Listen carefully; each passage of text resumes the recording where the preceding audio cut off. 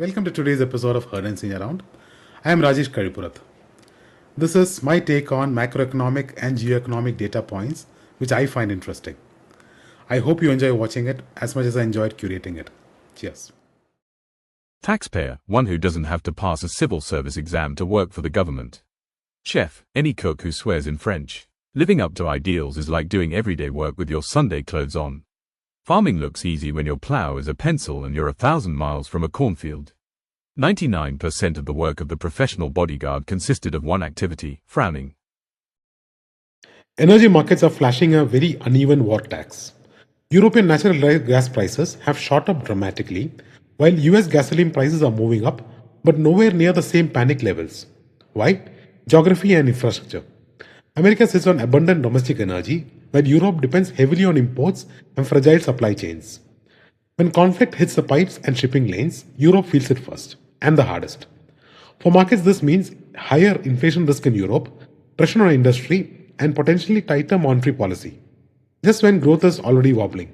In short, the same war, very different energy bill. Around the world, central banks are quietly entering their easing era. Poland just delivered its 7th rate cut in a year, trimming policy raised to 3.75%.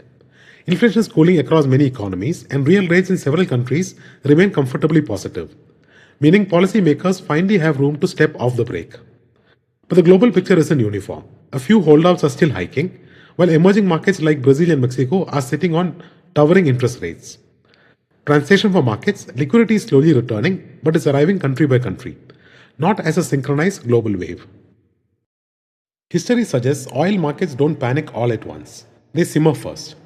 After major geopolitical shocks like the Russia-Ukraine invasion, Gulf Wars, or the Arab Spring, oil prices typically climb gradually over weeks, often rising 20 to 30% within 2 months as real supply disruptions appear.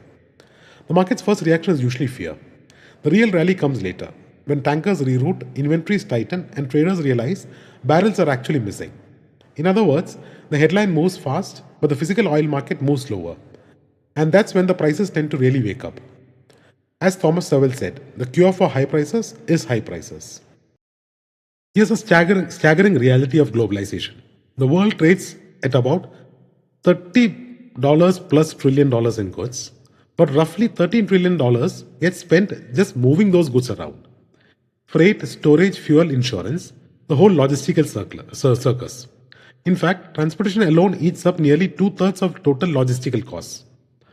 That's why governments are racing to build economic corridors, mega networks of ports, rail, highways, and pipelines designed to move goods faster and cheaper. Think of them as global expressways for commerce. Build the road, the industries, warehouses, and cities start clustering around it. Something extraordinary is happening in capital markets.